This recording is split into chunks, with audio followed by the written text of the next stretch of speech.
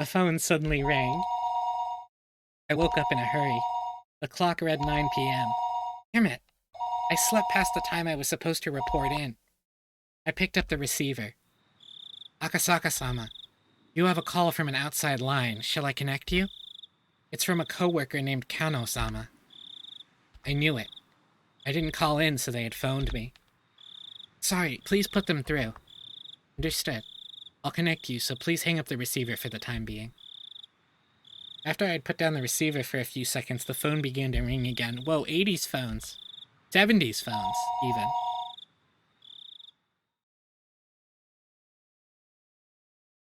See, I was so sure it was Rika that when you said their name isn't Rika, it fucked me. Yeah, it sorta did. I felt like that was a really Higurashi-style hint to give you.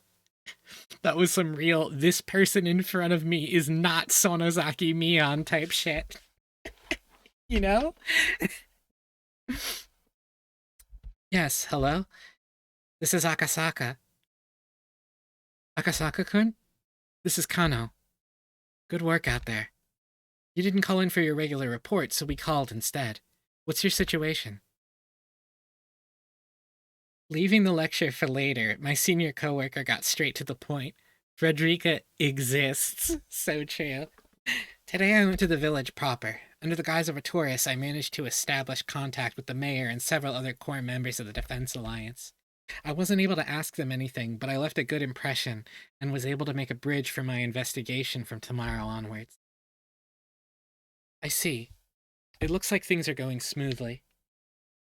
Akasaka-kun, you seem rather naive sometimes, but that may have worked in your favor. I guess you made some good progress for now? I don't have the experience to make a comparison, so I don't know if it's that good or not. I think things went well for today, though. Did you find out anything from the prefectural or local offices? Does it look as though the Onagafuchi Defense Alliance is unrelated to this incident? I still didn't know. I should have been able to say that immediately. I only had to say that, but for some reason, I hesitated. I'm still investigating, so I don't know what to say yet. I see. Could you let us know as soon as possible? I think you understand, but after tonight, it'll have been a full 4 days since the kidnapping happened.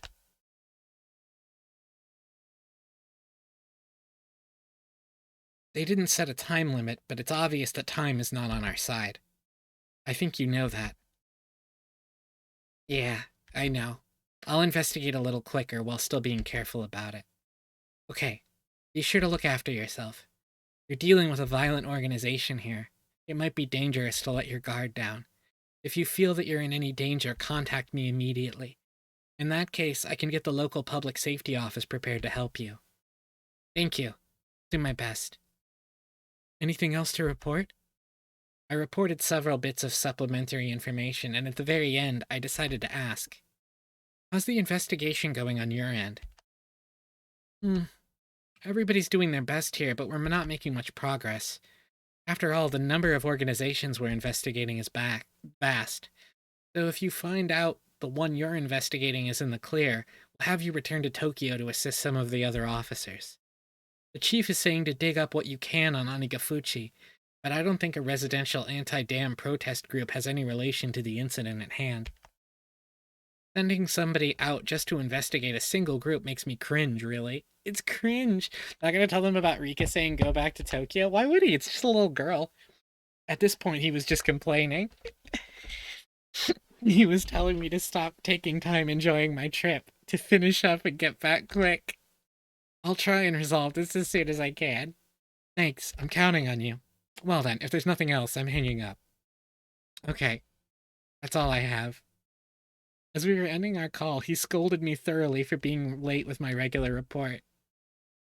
It's cringe sounded like Rena's voice. Who said cringe? It was the other cop that Akasaka's on the phone with. After that, I hung up the phone and sprawled out on the bed. Come to think of it, I hadn't heard anything from Oishi. He was supposed to contact me about a time and place to meet with the informant tonight. I thought about getting angry with Oishi in retaliation for being scolded for forgetting my daily report. Come to think of it, though, Oishi didn't really say anything other than that he was going to call tonight. Waiting for a phone call when you didn't know what time it was going to come was in itself rather difficult. Just when I thought that, the phone rang. I picked up the receiver in a hurry. Hello? Well, this is a surprise. Akasaka-san, you're pretty quick to answer the phone. Are you a regular user of dating chat lines or something? I would never even try something seedy like that. The way you overreact is rather interesting. Want to go to a place where you can have a little bit of lewd fun? I'll pass, so could you please get to the point, Oishi-san? Really? Too bad. We'll leave that for next time then. Well, I'll get to the point. Many of the executives in the Onikafuchi Defense Alliance had a lot of sway in the neighboring regions. What is he, a Twitter user, having to reveal his porn addiction every given second? It's so true. Even in Okinomiya, there were a lot of people with relations in the village. That's why meeting in the Shishibone Market District, far from Okinomiya, was a matter of course. Akasaka-san, over here. Did you get a little lost? Coming from the north entrance might have been a bit of a detour, but it was easier to give directions from there. No, I'm sorry for being late. Did you eat dinner already? Yeah, I already did. Well then, shall we go to a place where we can get a drink? Do you prefer Western alcohol? Or maybe sake? Would you prefer a place with or without women? Don't worry about it. I don't drink while I'm on the job. Hearing that, the man that Oishi had brought along bent backwards as he guffawed, clapping Oishi on the shoulder. See? Isn't he just adorable? In exchange, can you give him a bit extra? That money all came from this guy's wallet, you know. The man that Oishi had brought seemed almost like a ticket scalper or a bookie. Even his appearance was dubious. The informant grinned deviously. Hey, boy. How much did you give this guy? It looks like there was quite a bit skimmed off the top, you know.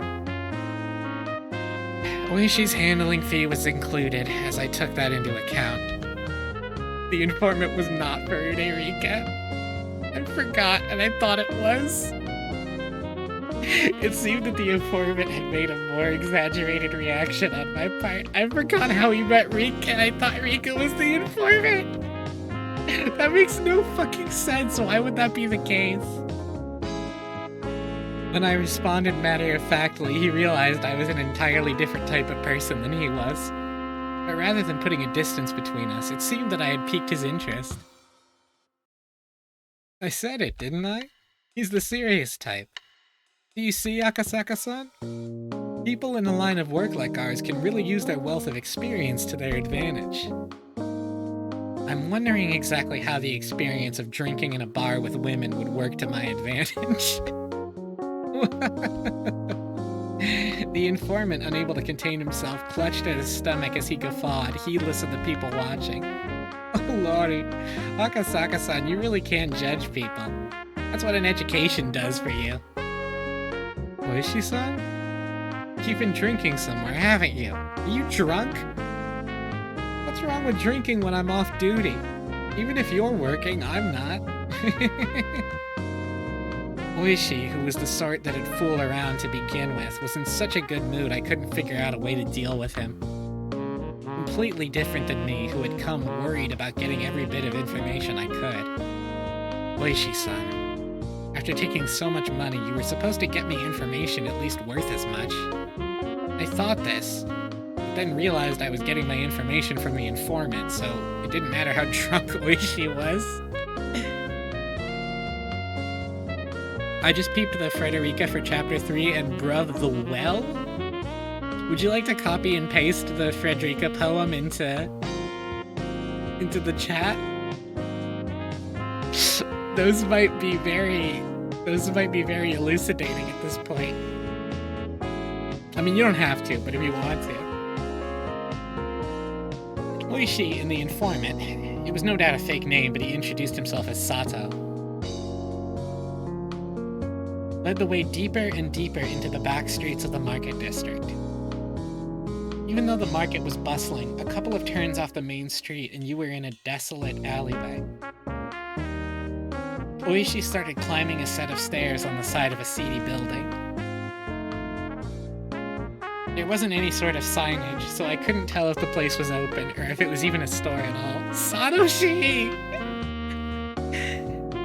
Don't worry, this isn't a dubious place. Those words coming from Oishi's mouth had absolutely no credibility. Beyond the door was, thankfully, a typical mahjong parlor. This is the poem from Chapter 3. The snake in the well was happy, for it did not care what was outside the well.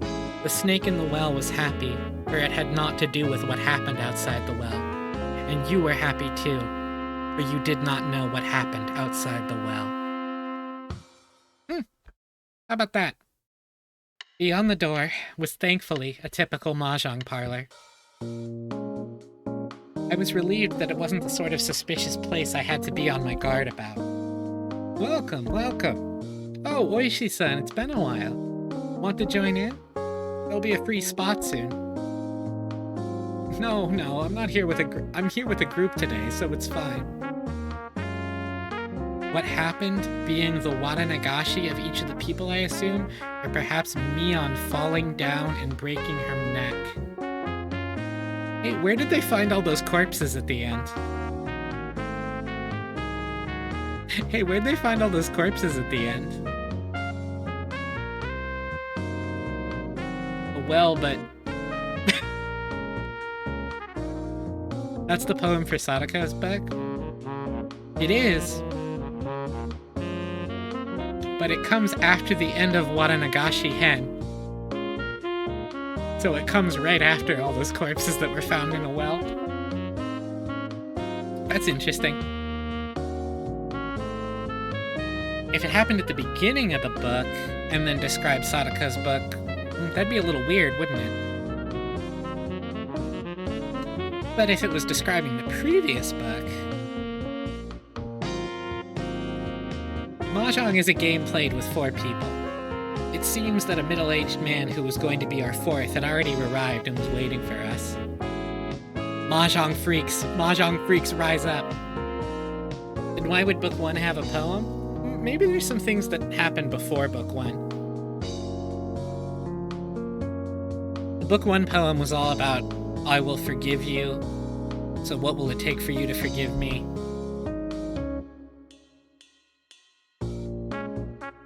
You're late, Corrado. I was just thinking of going home. Oishi made an excuse for why we had taken so long, eventually realizing I was a new face. The other man grew interested. That's Akasaka-san. He's a rookie who came all the way from Tokyo on assignment. I have high hopes for him. Boy, can you play Mahjong? Well, I played a bit while I was still a student. Sato and the old man cackled in unison. Their plot to sucker me out of my money was painfully obvious. I thought you'd be a bit tired from your assignment leaving you on edge all the time. Oh, I thought I'd give you a night to cleanse your spirit. I know asking this now might be stupid, but we're betting money on this, aren't we? Well, you see, just a little. It's just a little for funsies. But it doesn't matter who loses, because after that, we're using that money to go play at a very nice place. Bro said funsies? Go and play? At what kind of place would you be doing that? Without reservation, the 3 of them started suggesting places like cabarets, high-class clubs, and even brothels. At the very least, they were the type of places you couldn't go to with money that was just for funsies. Oishi-san took all my money the other day, and I also have work to do, so I can't stay for long. And all you have to do is win. If you win, then you can use that money to pay for this table, and you can talk to Corrado about work or whatever. Hey, all you have to do is win. No matter what happened, it seemed like they were intent on playing Mahjong for free. I would have to fasten my resolve a bit. If I was going to be underestimated like this forever, it was going to get in the way of my work. Hey, Akasaka Mamoru, it's time to win a game. I understand. Then I'll play with you guys for just a bit. If I win, you guys don't get any of the money or get to go to any of those dirty places, and we talk about work right away. Yeah, bring it on. If I win, we're headed straight to the Blue Mermaid on Flower Road. Oh, that place where the girls dress up in gym clothes and maid uniforms? This old lech here likes that place too. Of course, we're gonna hop between all the places where they keep the girls coming. I'm not gonna make that slurp noise. What about you, Sato-san? I'd prefer a place where we can drink quietly. Like a nice place where you can play footsies with a bunny girl. The last time we went drinking, you pulled the tail right off that bunny girl, didn't you? Didn't you end up having to pay for that? The owner ended up charging what he called a tailoring fee. Is this just like... Does Ryushiki just like hate old men so much? What a lively table this was. I could tell the other customers were glaring at us while we loudly continued our crude conversation. Agasaka rules. He fucking hates these dudes. Speaking of which, the fact that I assumed I was the same was a bit disheartening. Okay, this is Ryushiki writing out therapeutically how he's like, I hang out with other men and they want to go to strip clubs and be gross. But I don't want to. I want to write my visual novels. I love you, Ryushiki. I love you so much. Oishi had taken all the money I'd brought, so everything I had left was out of my own pocket. In addition, there wasn't that much left of that either. If I kept on hanging around him like this, through his goading, my wallet would disappear into the night. Is Ryushiki married? Because, like, this screams gay man complaining about how straight people are? Oh, maybe. I don't know if he's married or not. I had to somehow win and return the conversation to my job. These people, no matter how you looked at it, were pretty good. Sorry, Yuki. There it is!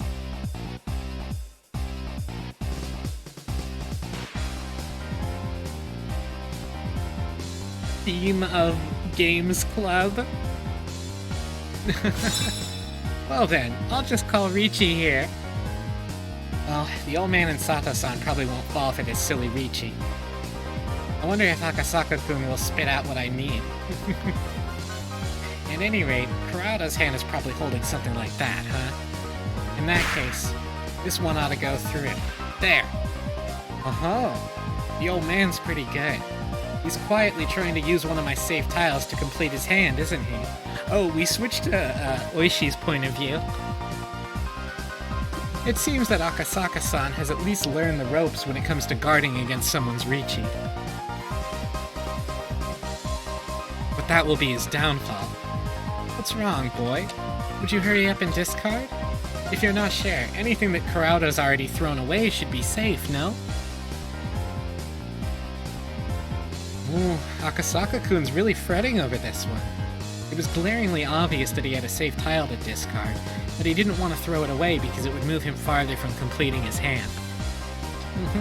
They're so nice when they're young and innocent. Come on, hurry up and throw out the kicker.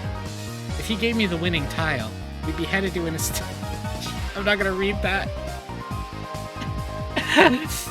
This will go through, right? He looked up as he hesitantly threw out a tile that was... oh, too bad. Hey now, that's a dangerous tile, you know? Kurata, does that go through?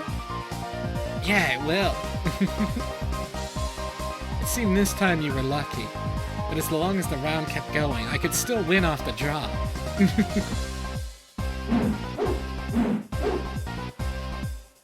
But after that, Akasaka-kun managed to luckily avoid throwing any bad tiles, and somehow the round managed to end without anybody completing a hand. Yeah, because Akasaka's holding all the... Yeah, he's guarding against the Riichi. So when you put yourself in Riichi, you can no longer discard any tiles except for the ones you draw, and it indicates that you only need one more tile to complete your hand. So if somebody's in Riichi, it can be a good idea to discard tiles that you need for your hand to avoid discarding the tile that... So it's like Uno, kind of, yeah. If somebody discards the final tile you need for your hand, you can call it. And not only do you win the hand, instead of taking points from everybody equally like you usually do, if somebody discards the tile that completes your hand, you steal all the points from them for your hand. So however much your hand is worth, you just steal that many points from the person who discarded the tile. It's bad. You do not want to discard into somebody's Riichi. Yeah, it's called wrong. Hearing someone call wrong when you discard a tile is... It doesn't feel good. Tenpai. Tenpai. No ten. Sato-san had keenly anticipated that two players were in Riichi and had decided to play it safe. What a cool-headed way of playing. Now let's see, what kind of hand did Akasaka-kun have? When the round ends with nobody winning in Mahjong, everybody in Tenpai has to show their hand. But if you're not in Tenpai, you have no obligation to reveal it. Your average beginner would normally show their hand even if they weren't in Tenpai, and start a commotion about how if this tile or that came, they would be in Tenpai. But he didn't. Tenpai means you are one tile away from winning. Being stingy? How'd you do, boy? Come on and show me. No, Akasaka doesn't want to reveal how he's playing just yet. Sato-san reached over to flip the hand that Akasaka-kun had casually placed face down. Hmm? What the hell is this? He was nowhere near Tenpai. Was Akasaka-kun totally bad at this after all? Right then, as the old man compared the tiles from Akasaka-kun's hand to the discard pool, a puzzled expression crossed his face. Boy, you were in Tenpai right around here, weren't you? Why'd you break your hand? The higher Manzu tiles suddenly got more valuable, so he suppressed them. Even though with Oishi-san's Riichi, the chance they were safe tiles had increased. It would have been in no trouble if he read the discards, but he went out of his way to keep them out of play. Oh. So Coraldo's Tenpai was no good from the start, in other words. If it wasn't such a high-level trap, I would have thought that you were waiting for me to throw out the winning tile. But the more concerning thing is that you were in Tenpai and didn't say anything. When did you realize I was in Tenpai? Around here? You threw out 4 tiles in a row immediately. At first I thought you were just discarding redundant tiles, but I noticed you were glancing over at me and realized you were waiting for something. Akasaka-kun, you... Akasaka-san, when did you first start playing Mahjong? I never did, except in high school and university. Now let's continue. Since Sato-san wasn't in Tenpai and the round ended without a winner, then I'm next, right? The next dealer. Oh, he's naturally good at games. It seems like Akasaka-kun is really aware of how the game flows. We thought we were just going to eat him alive, but it looks like that isn't going to be so easy. Oishi-san, looks like you're going for the bamboo tiles. Should I put some in play? This boy. Coraldo, don't black down.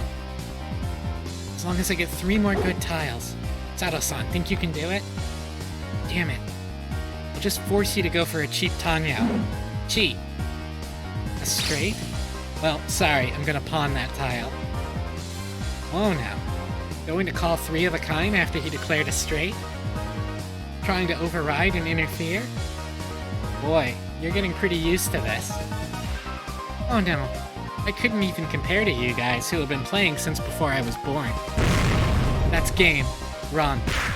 triplets, 2 red Dora, and 3 more Dora. I'm the dealer, so this will cost you quite a bit. Let's go, Akasaka! Yo! Triplets, 2 red Dora.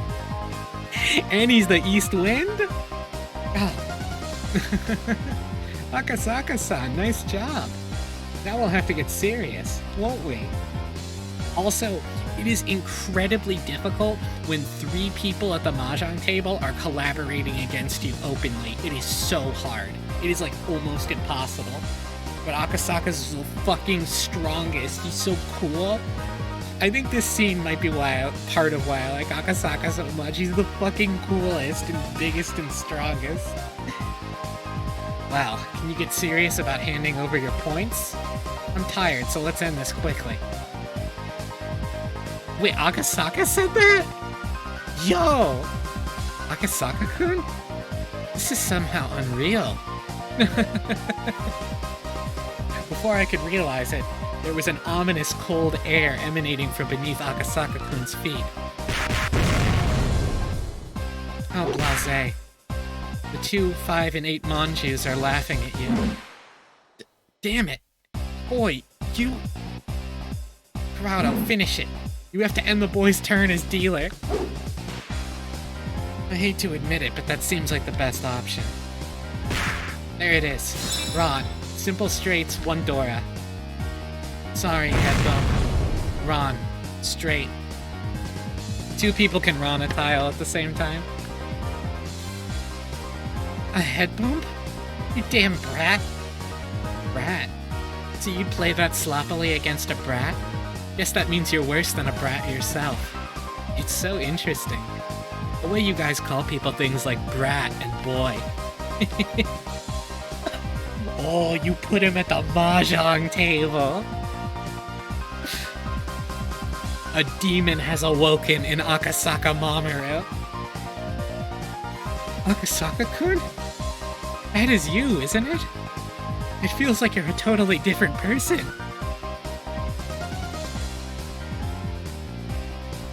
You thought that I, being a sucker, would let you drink some good booze tonight. Seems that you were a little off the mark. Wrong. Triple straights, red Dora, and another Dora. Whoa! You actually did it!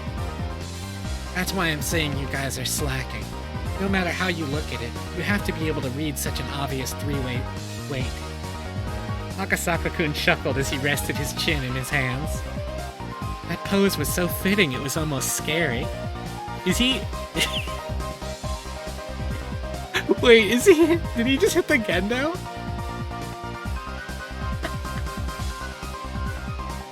Did bro just hit the Gendo Akari? Hey, Crowdo, this isn't what we discussed. Who the hell said he was a naive sucker ripe for the picking? Who could it be? Nishi-san, this is bad. If he keeps going like this, we're seriously going to lose. Akasaka-kun, for you to make me get serious. Looks like you really want to be milked dry. He meant money, but it was 2003. Hon. That sounds nice. One more time. Hon. Akasaka-kun was almost singing at this point. The tiles he had open were all pin tiles. You can't be serious. Are you really going for the flush? Hon. Boy, are you right in the head? You've opened 4 sets. You only have 1 tile left, you know. Oh my god, 4 pawns? That's actually crazy. That's right. Did you know? Waiting on a single tile is the hardest thing to read. Are you an idiot? With that much of your hand revealed, don't you think we'd give you a you don't think we'd give you a tile you need, do you? I know what you're doing, Akasaka-san. That's not a flush or a half flush, is it? The fact that you called pawn 4 times means you're already in position for an all-triplet hand. Yo, let's go. That means you have no idea what he needs for his last tile. Right now, you're far away in the lead. You're trying to show a flush and goad us into giving you triplets, aren't you? If that's what you think, want to try throwing out some pins? The left 5 tiles in your hand, Oishi-san. They're pin tiles you're reluctant to throw away, aren't they? Why don't you try discarding them in order from the left?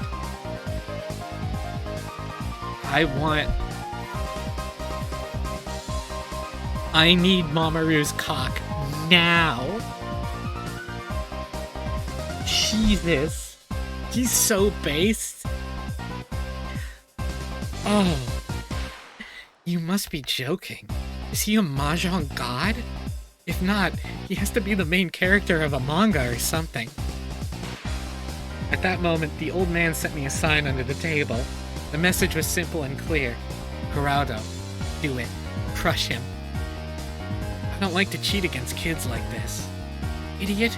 After being disrespected like this, we can't pull back now. Well, I'm not responsible for what happens, you know. Go ahead. Here we go, boy. Ricci. We'll go open. I'm waiting for a 1, 4, or 7 of pins. Most likely the tile that Akasaka was waiting for was one of those tiles. At this, Akasaka-kun was no longer capable of winning the hand. When I drew from the wall, I switched out the tile that Akasaka-kun would draw. The tile that I put in was the 1 pin. Oh, bro is just cheating! One of the tiles that the old man was waiting on. Akasaka-kun discarded it a little while ago, so there was no threat of it being the one he needed. Come on, it's your turn, boy. I knew he was troubled that the tile he drew was the 1 pin. Of course, he couldn't discard it. Boy, you must be aware, but if you discard into an open Ricci, it's worth the limit, you know? You don't have to tell me that. The tile that came from Akasaka-kun's hand was an honor tile. Whew, ain't that something? There's only 1 north wind tile left, isn't there? You were counting on a really rough wait, weren't you? But with this, Akasaka-kun's fate was decided. Rat. You're lucky you're safe. But your hand only has a single tile.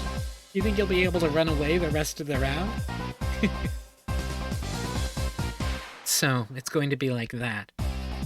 Akasaka-kun glared at the old man with a discerning eye. This guy had pretty good instincts. Did he figure out we were cheating? Let's stop this. Akasaka-kun is a step or 2 ahead of us. Cool? You think we can stop after we've come this far? Next, make him draw it. The next tile Akasaka-kun would draw was the 7 pin. With that, it would be settled. No matter which one he discarded, he'd play right into the old man's hand. An unavoidable full payout. When I drew my snut tile, I sneakily swapped Akasaka-san's. Shoo! Crash. What? Akasaka-kun suddenly sneezed, collapsing the wall of tiles in front of him. Hey, what are you doing? Sorry, I accidentally knocked over the wall when I sneezed. There's a penalty for that, right? I'm the dealer, so 4,000 to everybody? Where's the penalty my point sticks? Unable to hold back, I guffawed. Akasaka-kun, knowing he was going to be cornered a second time and unable to escape, he took the drastic measure of knocking over his own wall. You're good, boy. To get away from a full payout like that. Oishi-san, could you not bother putting me in such an obvious trap? If we were at Baba, this would be the point where I flipped a table. He's so cool! Foot job under the mahjong table for Akasaka. Oh, no. Sorry. I underestimated you. For some reason, you're really good, aren't you? You're pretty good. Answer me honestly. You got a lot of experience when you were younger, didn't you? I played quite a bit around Waseda and Takadano Baba. The place I was accustomed to had pretty high rates, and they chewed me out. I made the woman who would become my wife pretty angry, so I washed my hands of all of it. Secret Mahjong champion! Raise the stakes too high? How much were you playing for at the time? It depends on who I was playing with, but it was more expensive than when I played in Kabukicho. The largest stakes I played with were about 20 times the standard rate. 20 times? What kind of stakes were those? Did you have Yakuza at your table? Or pro baseball players? What's this? Crowdo, you buffoon? Where did you pull this professional from? I give up. Jeez. Boy, it's your win. I surrender. Thank you very much. It was an honor. Oh my. Akasaka-san, your personality really changes when you play. Why do you even have a day job? You'd have no problem living as a freelancer. To be a pro Mahjong player, you need both talent and luck. I didn't have anything like that supporting me. Luck is luck. With somebody of your skill, I think you'd be able to make it pretty far. Normal luck doesn't cut it. Calling a con in 1 time out of 3, you can aim to win on the extra draw with 4 Dora. That kind of luck. Akasaka-kun, if you can judge something like that, you're already bordering on the supernatural. Okay, fine, that thank you very much, it was an honor, impregnated me. He's so cool. No, there's plenty of people who can do that without cheating or superpowers. There was a person I met in Shinjuku who would get Doras every time you blinked. He was as strong as a demon. There was a pro I played with in Yokohama who would draw the tile he needed immediately after calling Ricci like it was an everyday thing. I don't have that kind of luck. What type of folks were those? They weren't named Ryu or Satoshi by any chance.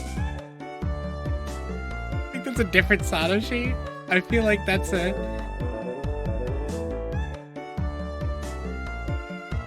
Well then, is it alright if I'm declared the overall winner then? Yeah, you totally lost. I lost. It's been a while since I lost this big. Still, when you were playing, boy, you were pretty into it. It was kind of scary. I hear that a lot. I don't mean to change gears like that, though. Did I really look that scary? Yep. The 3 of us nodded emphatically in agreement. So that was Akasaka-kun, the Mahjong prodigy. Before he goes home from his assignment, maybe I could have him go play at a high-stakes table in my place. But it's not good to get greedy. Well then, nothing for it. It was a promise. We'll break up our little late-night study group right now. Sorry about this, old man. That's it for tonight. Nothing you could do. I'm going home to sleep. My body won't last like this. Problems at work? Oh, fuck off. The old man is the foreman of the primary construction site at the Hinamizawa Dam. It was Akasaka-kun, Oishi-san, the informant Sato, and the foreman of the dam!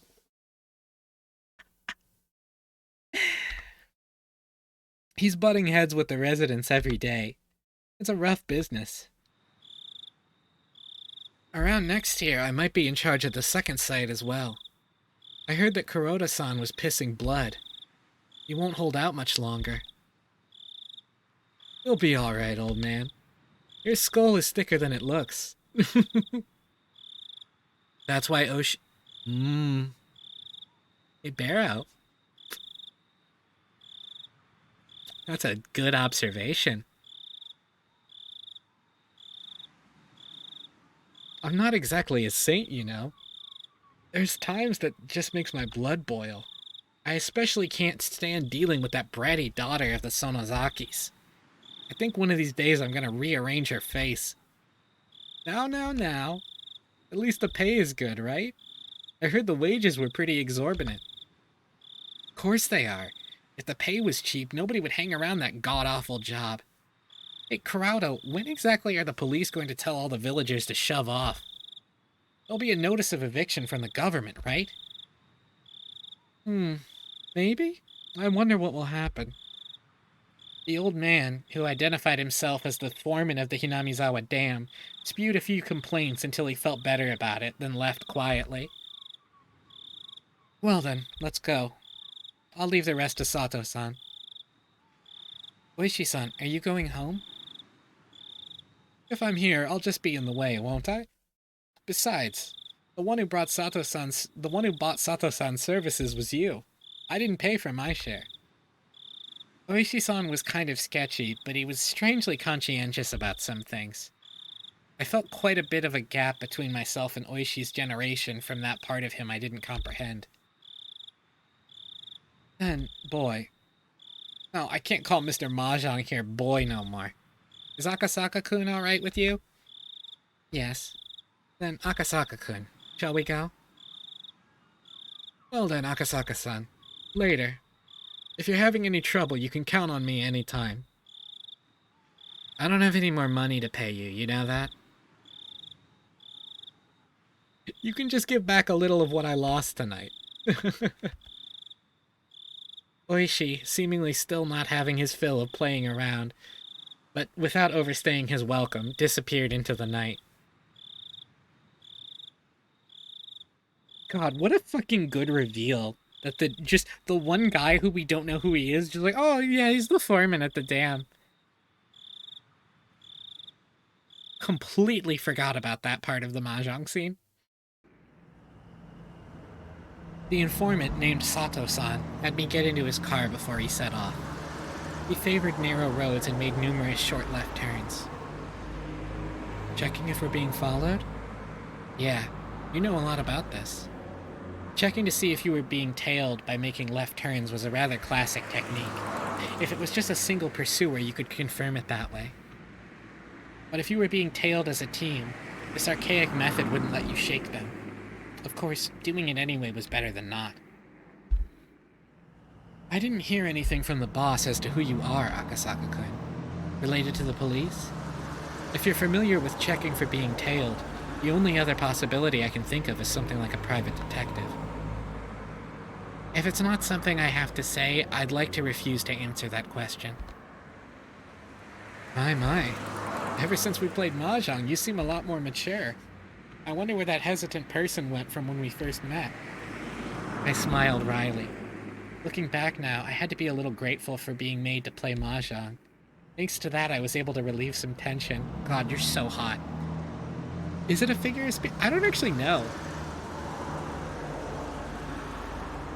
I mean, maybe the protesters are beating the shit out of him?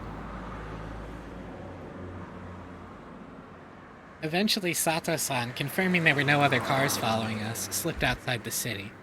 We were on a pitch-black country road, unable to see anything besides the lights outside. The only things I was able to hear were the hum of the car's air conditioning and the chirping of insects and frogs. I heard from the boss that you want to hear a bit about Hinamizawa Village, yeah? Like the old houses known as the three families who control the place. Or that running it pretty much or that right now it's pretty much the Sonozaki family running things? If you know that much already, I'll cut out the introductions.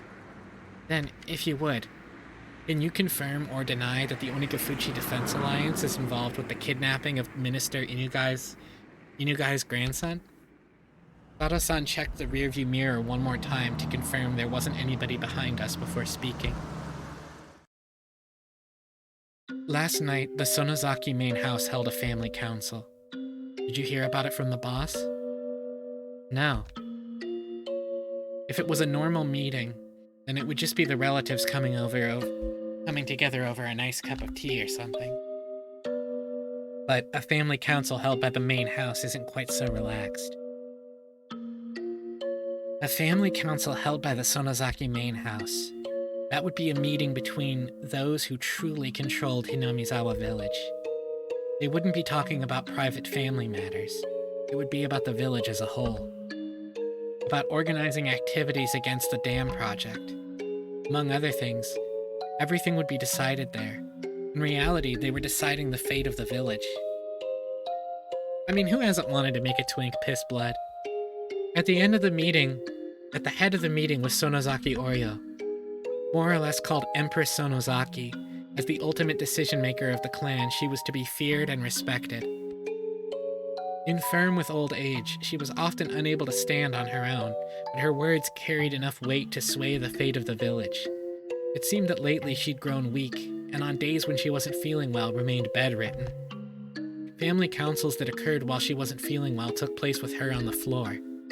In the middle of a dignified Japanese-style room, still in a futon, only the upper half of her body sitting upright, a stern look on her face. That was Sonozaki Oryo. Sitting next to her was her heir, Sonozaki Mian. She was still young. No, young wasn't quite the right word. She was a girl who remained childish. Her role was to merely sit beside Sonozaki Oryo, sometimes responding to her requests. However, she was the only one deemed worthy to succeed Oryo. She had the same hawkish eyes, enough to give pause to anybody who so much as looked at them. Much was expected of her in the future, this granddaughter of the Sonozaki's leader. And also on either side of her sat several other important members of the remaining three families, the Kimiyoshi family and the Furude family. First on the list for the Kimiyoshi family was of course the mayor of Hinamizawa village, Kimiyoshi Kichiro. And lined up beside him were several more of his direct relatives. Opposite them sat the other of the three families, the Furude family. The Furude family was only comprised of the family of a Shinto priest, so the only ones sitting there were said priest, his wife, and their daughter, Rika.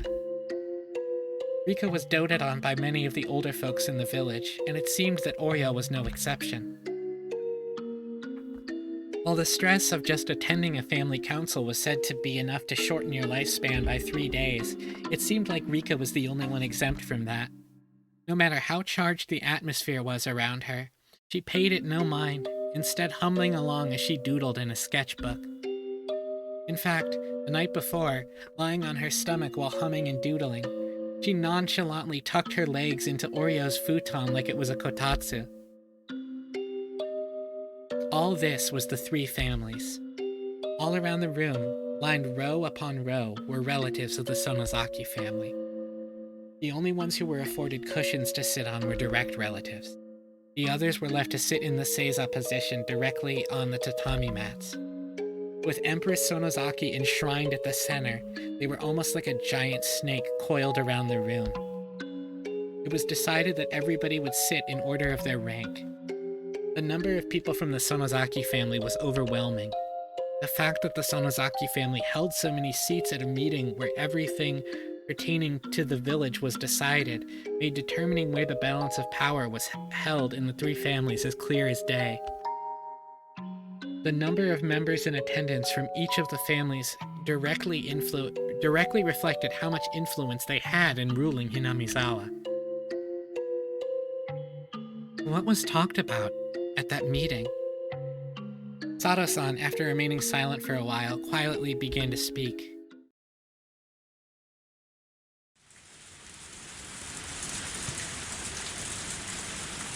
Wasn't our monetary gift of appreciation to the media a little large? Breaking the long moment of silence was the head of the Kimiyoshi family, Kimiyoshi Kichiro. The Onigafuchi Defense Alliance wasn't a business. They were nothing more than a private organization pushing for the cancellation of the Hinamizawa Dam project. No reliable source of income. Fundraising had always been a problem. When they first started operating, they had managed to collect a sizable amount of funds through donations, but as the conflict dragged on, that amount was steadily declining. This isn't an era where you can get what you want just by throwing rocks. It's very important you don't underestimate the power of the media, and we want to borrow some of that down the road. The expressions of the people related to the Sonozaki family were sullen. As the one who suggested that they should borrow that power was the family head, Sonozaki Oryo. Holy shit, we're actually seeing a three families meeting. The battle wasn't just about force of arms. In this civilized age, there were civilized methods of fighting. Oryo suggested that creating a strategy incorporating the mass media. Orio's foresight was spot on, and the effects of that plan, while at first unclear, slowly began to manifest.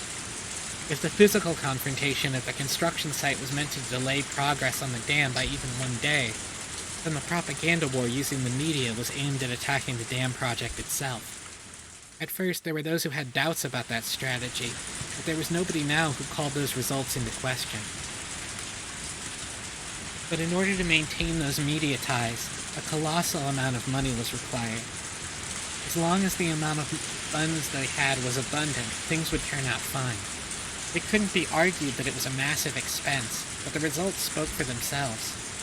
But with the conflict continuing to drag on, the circumstances had changed. The head of the Sonozaki family, no, the one who sat at the pinnacle of Hinamizawa's 3 families, Oryo, had suggested the idea herself, so it was already untouchable and continued to be allowed to drain from the budget. Nobody acknowledged that it should be so allowed, but nobody could say anything. That was the price of dealing with the mass media. What do you think, Oryo-san? The only person who could object to a plan proposed by the head of the Sonozaki household was probably Mayor Kimiyoshi. Oryo, with a hard-to-define expression on her face, as if she had severed herself from the fetters of mortal emotion, simply listened quietly to Kimiyoshi's words. But really, it was hard to tell if she was quietly listening or didn't have the intention of listening at all. Last year, we went through a lot of trouble getting people to wrap their heads around the price hike on the bulletins we were putting out. We convinced them that it was just the one time. It wouldn't do if we had another one this year. Right, Furude-san?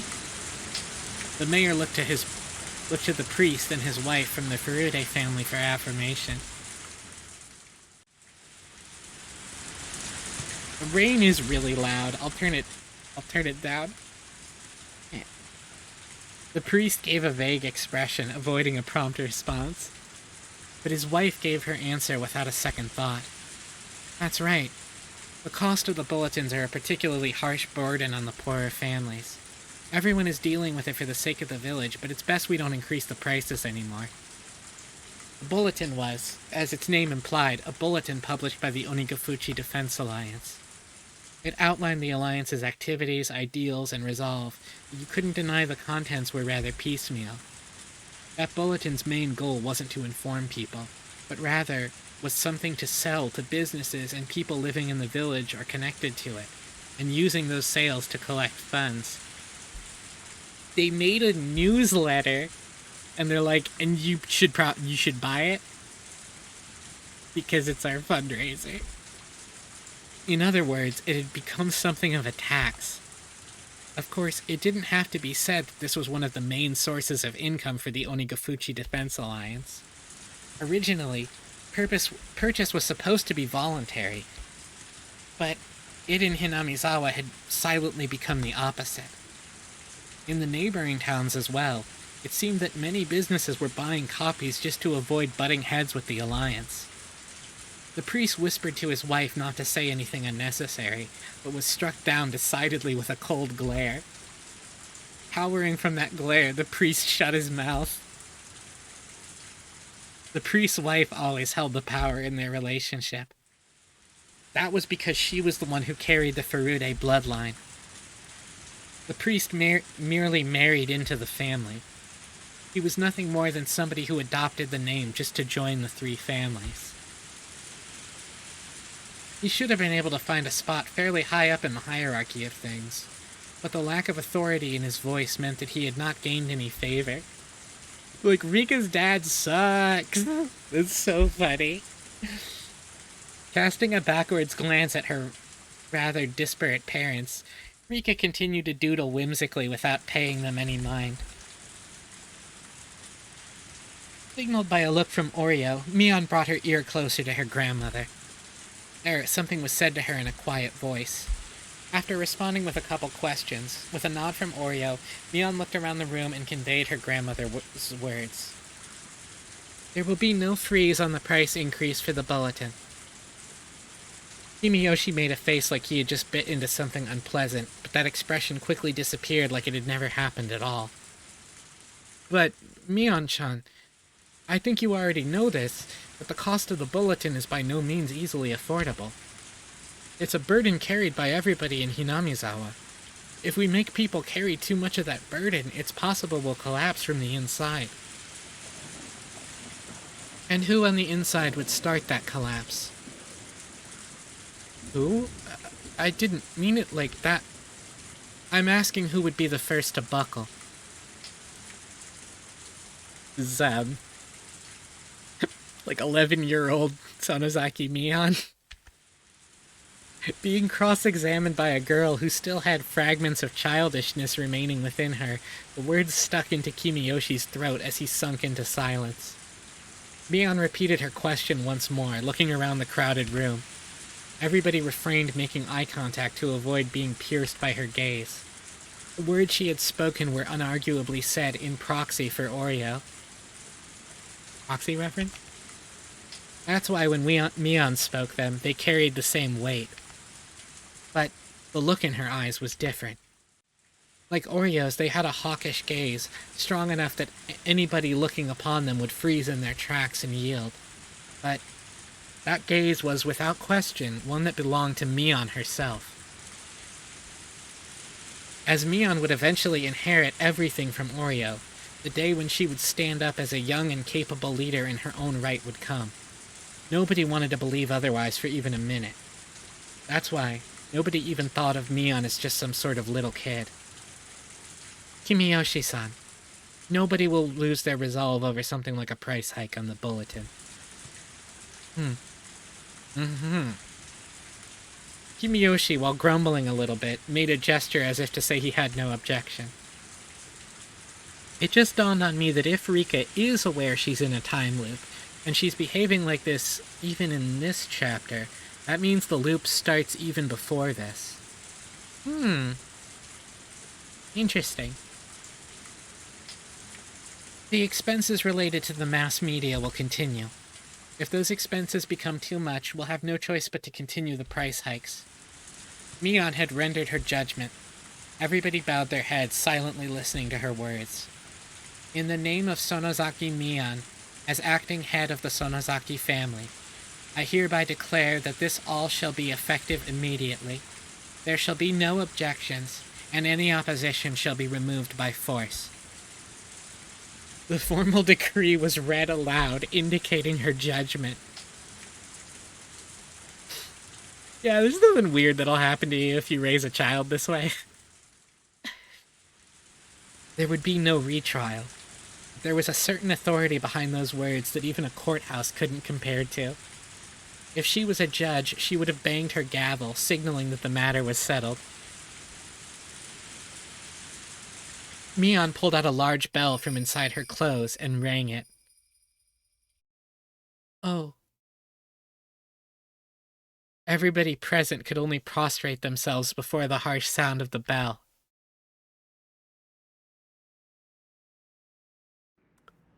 Visual novels are good. Well, that's a rather old-fashioned family council, isn't it? A young guy like you would probably find it hard to believe.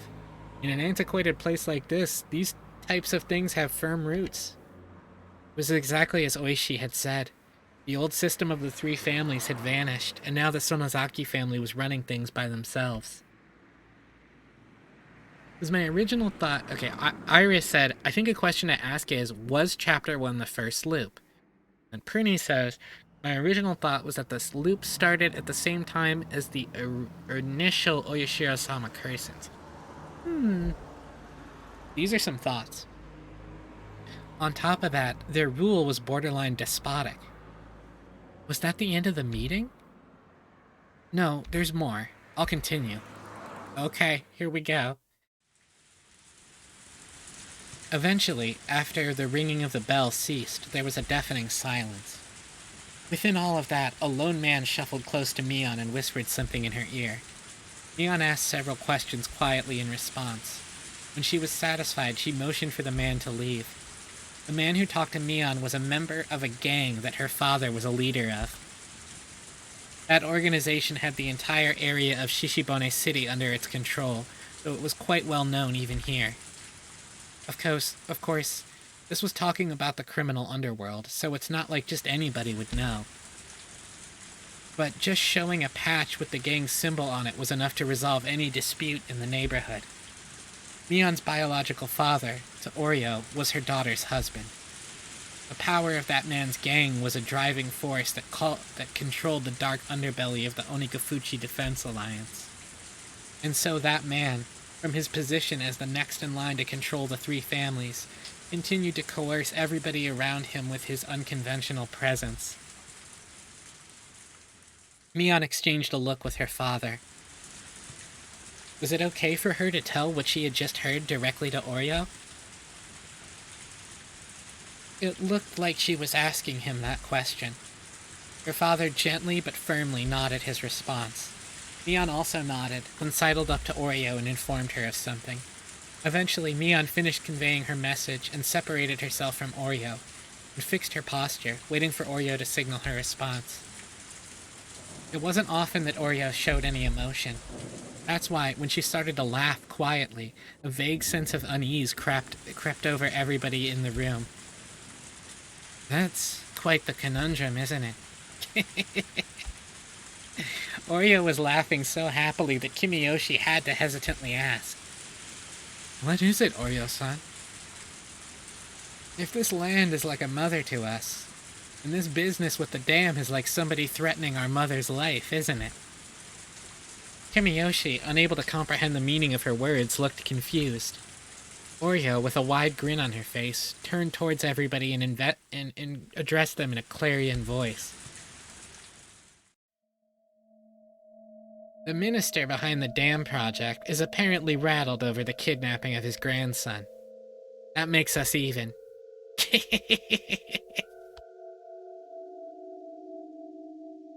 That's absurd.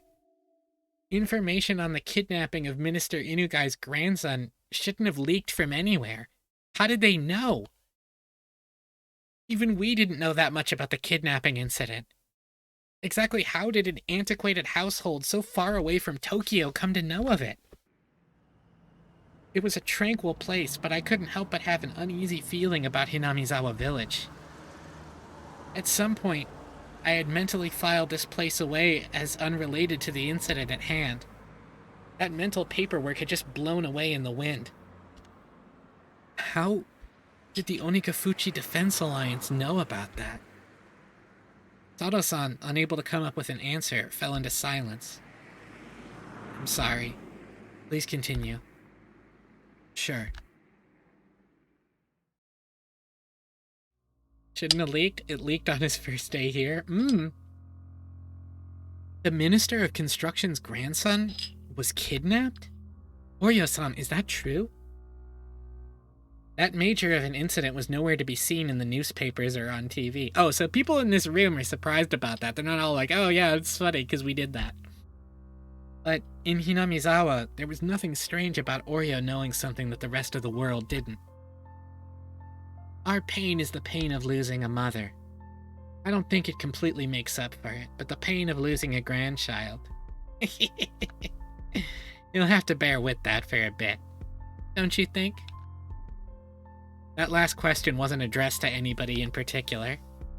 It was as if she was looking for a consensus. Still, land and a human child are different things. I don't mind hiding him here, but I want no harm to befall him. The child isn't to blame. Make sure to keep that in mind. That means that the Onikafuchi Defense Alliance were involved in the kidnapping? I can't say for certain. Why? Even though their leader, Oreo, was clearly giving orders on the treatment of the kidnapped child? Holy shit, Zanji, that is very funny.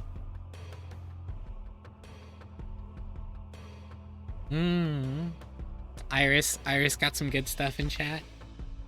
Lad, you see, this is what the Sonozaki family always does. Always does? What do you mean by that? Let's say there was a particular problem. One that wasn't exactly favorable for the Sonozaki family. If Oreo shows concern over that particular problem, hearing that, somebody who attended the family council would be helpful. As a result, Oreo's wish would be granted. However, neither Oreo or anybody else would know who actually did it. With this kind of clever little ploy, the Sonozaki family was able to manipulate events even though they had their hands laid out on the table. Then, that means that somebody who was at the family council was the culprit? Or there's the possibility that there was never a culprit in the first place. Oreo herself, in that room full of people, didn't explicitly say that somebody pulled off the kidnapping. She was just giving her opinion. It was an odd and unpleasantly secretive way of doing things. Were they involved or weren't they? I couldn't see beyond the veil. This much, however, I could say with certainty. This kidnapping was an ironclad secret. No matter how high a position somebody was in, even they wouldn't know about it. If there was somebody who would know about it, they would be connected to public safety. In other words, one of us. The only other options were people connected to the case itself. Including the minister, there would be people affected by the incident. Or the people that committed it. In any case, there was no way an old household in a place removed from Tokyo by over 6 hours of highway travel should know about it. Them knowing at all was already strange. My suspicions began to accumulate, like falling snow.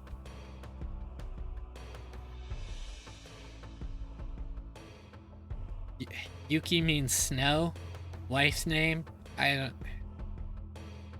don't know if there's anything there. That's as much as Oreo said in regards to the kidnapping. Hopefully what you wanted to find out was in there. After this, it's up to you. I don't know what kind of work you're doing, but if you're going up against the Sonozaki family, you'd best prepare yourself. Oishi might be fearless, but even he's been attacked 2 or 3 times. He hasn't been wearing it lately, but at one point he was wearing a stab-proof vest while off duty. Oh? Thanks for the warning. I'll be careful. You speak pretty well. Are you from Tokyo by any chance? Huh? What's your point? Investigators were always close to danger. It was best not to divulge any information on myself. Your job. Could you possibly be someone from the Metropolitan Public Safety Division? I couldn't remain silent here. It would be the same thing as admitting it. Huh?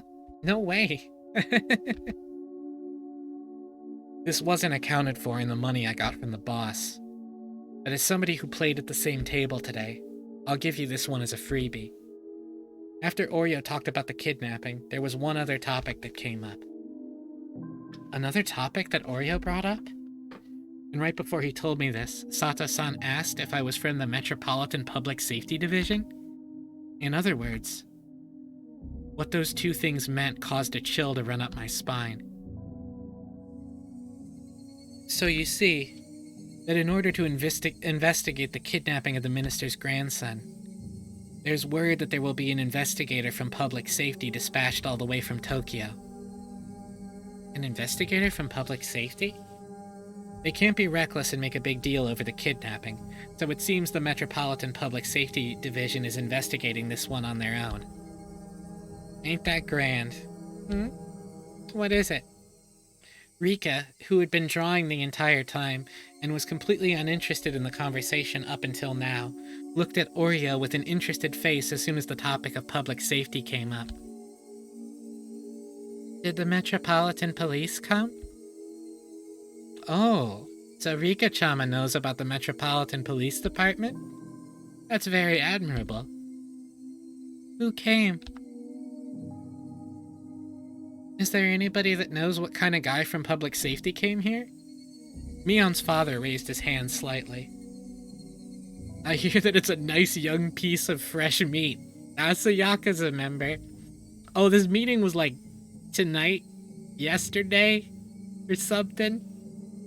I think. Fresh meat. Is it nice and tender? Yeah, it is. Fresh meat. Mion's father smiled wryly as he answered Rika's question. Tender and tasty? Yeah, tender and tasty. Rika smiled with interest. Why did Rika suddenly act interested only when it came to this topic? That was a question that apparently nobody had the answer to. Does Rika-chama know something about this man? I don't know. After her rather flat reply, Rika buried herself underneath Oreo's futon again. But when she buried herself there, Rika no longer started drawing again. Instead, she was making an expression like she was deep in contemplation. What shall we do about him, Mother? Mion's father posed the same question. Oh, that was Mion's dad. That was Mion's dad saying that. He had the type of uncouth expression on his face indicating that given the order, he could snuff out the problem at any time. He came all the way to Hinamizawa. Let him take it easy for a little while. So you're saying to just let him go around as he pleases? Mion's father asked in response. Oreo smiled thinly as she responded. Leave him alone. But if he starts causing too much mischief, when that happens, don't hold back. I don't enjoy being taken lightly. Is what they talked about, apparently. It couldn't be that you're the fresh meat from the Metropolitan Police, are you? It couldn't be. A sensation of cold, bristling fear began to crawl its way up my back. This family council took place last night. In other words, yesterday. And today, while I was dressed up as a tourist headed towards Hinamizawa, my cover was already blown? When I remembered the first person I met when I got to the bus stop, I couldn't breathe. The person at the family council who expressed interest in the man being dispatched from the Metropolitan Police, Furude Rika. And then, the person who was waiting for me the whole time in the bus shelter, Furude Rika. It was an unthinkable image. No, it was a delusion. When we met at that bus shelter, did Rika-chan already know my true identity? Did she know that I was Akasaka, dispatched from the Metropolitan Police Department, and come to meet me? And, including Mayor Kimiyoshi, every villager that I met, everybody knew but just pretended not to? Because Oreo had given instructions not to interfere? Thinking about it logically, it didn't seem possible. I met quite a number of people. If there's people that are good at acting, there are people who are bad at hiding things. If there was that many people, then there should have been somebody among them who knew I was from public safety and couldn't hide their hostility. However, I didn't feel any presence like that. But then, even still, why did Oreo tell them to leave me alone? Was it because if they were careless about it, it would only raise more suspicion? Or was it because they believed a rookie like me wouldn't be able to find anything? Akasaka is a coward. I recalled that strange voice, which could only make me believe that Rika-chan had been possessed. That unknown entity, no matter how much you looked at it, knew my true identity from the get-go. And then, how did it warn me again? That's right. It warned me to hurry up and go back to Tokyo. Instead of the realistic worry that the Onigafuchi Defense Alliance had discovered my identity, the absurd worry brought on by the unknown girl stuck with me more. What exactly was that girl? What was the thing I would eventually regret? That mysterious girl, Furude Rika. Let's stop this. Everything I was thinking of right now was merely conjecture.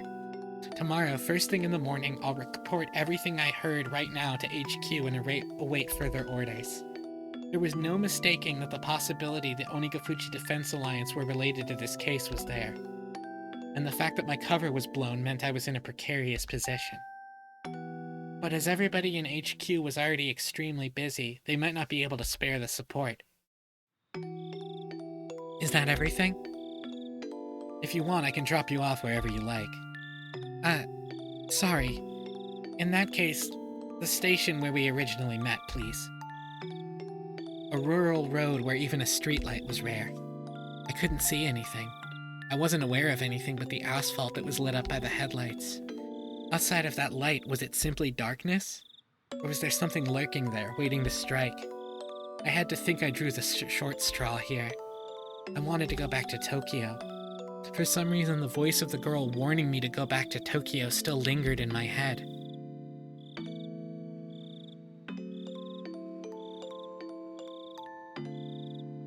Higurashi, when they cry.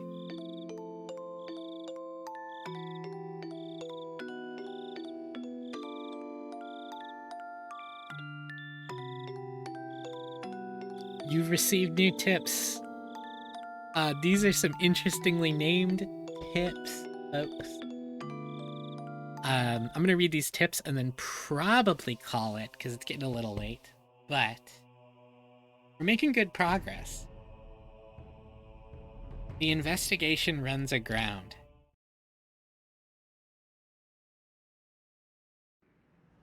Yeah. Yesterday, when we met at the restaurant in Ginza, that topic popped up. That's overstepping their boundaries, isn't it? They're meddling too much with public safety. If they keep doing that, they're gonna set a bad precedent.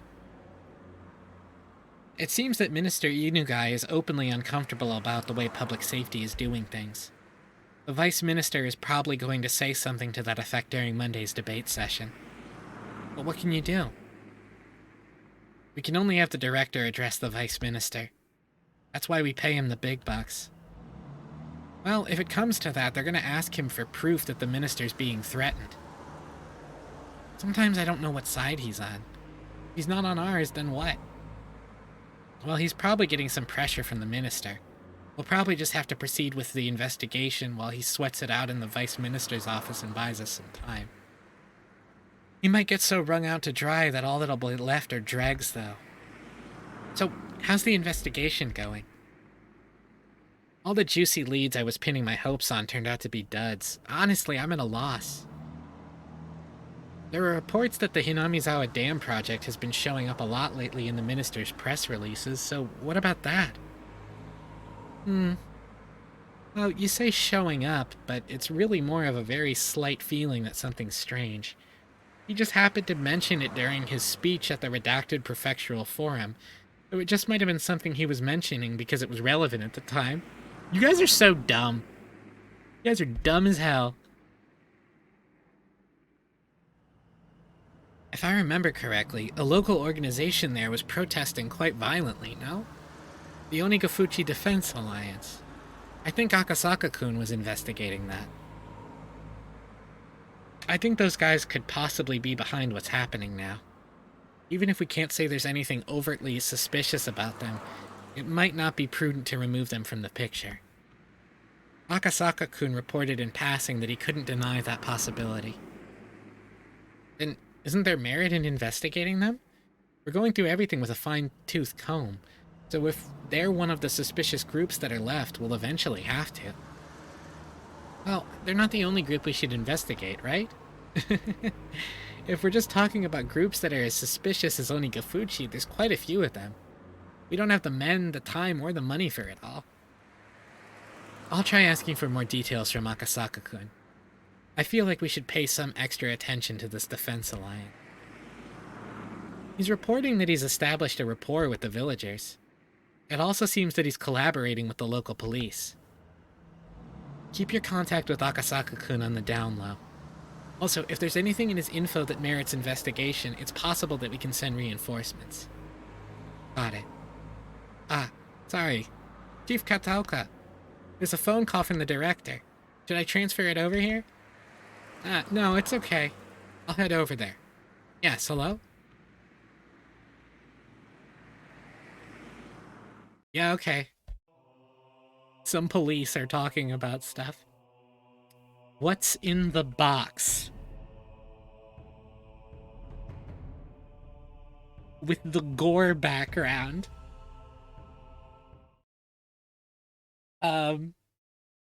Okay. Oh, it's her theme again. Do you believe there are choices in life? There are many people who lament the following. If there only existed points in life where there were clear choices to make, we would be able to scrutinize those carefully and make decisions that would lead us to a better future. Every time I hear people lament as such, I cast it off as a rather trivial worry. Even if you were given a clear choice, it wouldn't be meaningful at all, and there wouldn't be any such path to a better future. Is this hard to understand? Then let's present it in front of you that there are two strange boxes. In other words, you have two clear choices. Do you open the red box or the blue box? A lot of things would be uncertain even with that choice, wouldn't they? If you don't have the option of opening neither, then your choice boils down to the natural impulse of opening the box that holds the better result for you. Then, after examining the shape and features of each, and pondering a great many things, you have to pick either the red or the blue. If this was you, which box would you open? Red or blue? If you were to go by their traditional meanings, then red would be a dangerous, threatening color. However, that doesn't automatically mean that it would be calm and relaxing inside the blue box either. In fact, it might even be that the colors are a trap, make you wary of the red box and have you open the blue. A trap? Could it be the contents of the box aren't a reward, but rather a penalty? See, now you're at a loss. You're so conflicted over the choice between red and blue that you've started wishing that there was an option to open neither and just leave. But there isn't. You have to open either the red box or the blue box. Oh, I forgot to say this, but if you choose one box, the other will disappear. So you'll never know the contents of the box you don't open. I'll just put that rule at the end there for you. Now, why don't you choose the red box or the blue box? It's alright, you won't lose anything by picking either one. Come on now.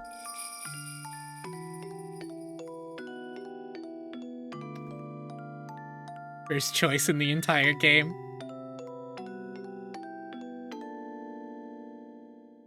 Well, Iris said red, and she was the first one to pick, so we are opening the red box. Have you thought about it? In the end, you chose this color, didn't you?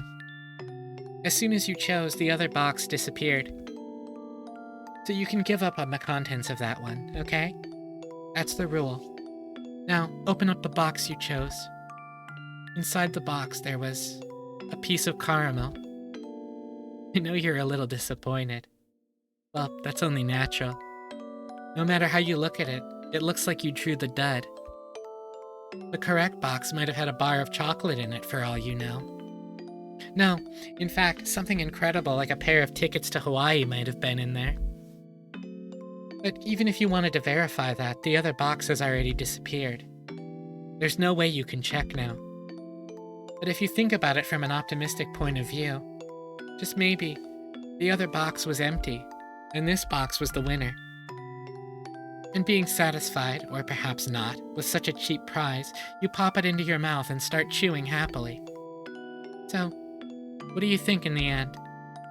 If you were given a second chance, would you try to open the other box? But unfortunately, the chance to choose between the red box or the blue box has come and gone, never to be seen again. The chance to change your selection will never come. Don't your parents often say, every choice you make in life only happens once, so choose carefully? See? Choices aren't that great after all. Aren't you a little disillusioned now?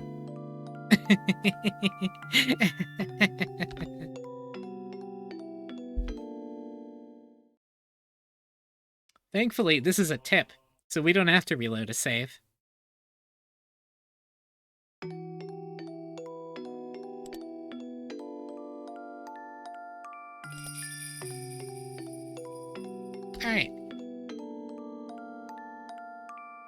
Alright. Chat, I'm with you here. I have no fucking idea what is going to happen. I'm gonna click this blue box. Have you thought about it? In the end, you chose this color, didn't you? As soon as you chose, the other box disappeared. So you can give up on the contents of that one, okay? That's the rule. Now open up the box you chose. Inside the box there was a stick of chewing gum. Right now you're thinking, that's it? That's right. The contents of the red box and the blue box were a piece of caramel and a stick of chewing gum. Nice. You might have thought you made the wrong choice before, but now seeing them together like this, you can't really say that either choice was the wrong one. Well, I guess everybody has their personal preferences. If you prefer caramel to gum, for example, you're definitely thinking of choosing to open the box again based on that preference. The clear choices you wanted were basically this: the selfish desire to open both boxes and compare the contents, then pick the one most suited to you. But you see, reality is the same as this game. If you pick one, the one you didn't choose disappears. So there's no way you could check the result. If at that time, if you had done this, or perhaps if you had done that, then it wouldn't be hard to imagine that you could be happier, or perhaps less happy, than you are right now. In the end, you only have the pleasure of approving of or being disappointed by the choice that you did make. But that's fine. After all, didn't you enjoy the thrill of making the choice? If, like now, you knew the contents of both boxes, then the choice between the red box or the blue box would just be a waste of time. A Himatsubushi, if you will. Because instead of this boring game about boxes, you could be looking at the quickly changing evening summer sky, listening for the distant sound of thunder, and pondering if it's going to rain or not. That would be much more fun. Ooh, she gives me chills. And lastly, the glint in the demon's eye. Rika hates curry? Rika hate curry? There's 1 million facts about this game, and I don't remember all of them. The glint in the demon's eye. Uh-huh. Yes. So the wake will be from 6 p.m. tomorrow, and the service will be on the day from noon until 1. The venue will be Okinomiya Ceremony Hall. I see. It's Deputy Mayor Ikezawa's grandson's funeral we're talking about. We have to pay our respects. Mion, I'll have you go in my stead. Okay, got it. Should I wear mourning clothes? How much should I bring for the funeral offering? You could go in your school uniform. Make sure you button it up properly. For the money, 100,000 yen. They've done a lot for us. Mion quietly whistled in awe of the exorbitant amount of money her grandmother was offering. Ikezawa's son's been a prudent person ever since his days as head of the Okinomiya Municipal Office. Even if those government types paid me a visit, they'd always stay outside. But whenever I offered Ikezawa-san a cup of tea, he'd come inside and carefully listen to what I had to say. He always lent a proper ear to what people had to say. Others should learn from a person like him. The two guests made a show of nodding, making it clear they were paying attention as Oreo reminisced. The sight of them trying not to get on Oreo's bad side was humorous enough to elicit laughter from Mion occasionally. How young was Deputy Mayor Ikezawa's grandson when he died? 11 years old, apparently. Oreo closed her eyes and shook her head lightly, lamenting the loss of such a young life. If I recall correctly, he said he only had one grandchild. How sad. There's nothing worse for a parent than outliving their offspring. You're really nice to other people, Granny. If Shion and I, if Shion or I died, would you be this sad? Something about this makes me want to sob. Uh, makes me want to help me. Don't be stupid. Saying something like that is bad luck. Haven't got the reaction she expected, Mion cackled. The two guests, unsure if they were supposed to laugh along, instead forced awkward smiles. We'll take our leave for today, then. We'll be by tomorrow evening at 5 to pick you up. Till then, please excuse us. After bowing their heads repeatedly, the guests left by the front door. Mion saw them off, waving her little hand goodbye. They're gone. It must be rough for them to pay you a courtesy visit, Granny. It would have been fine if they just broke the news over the phone.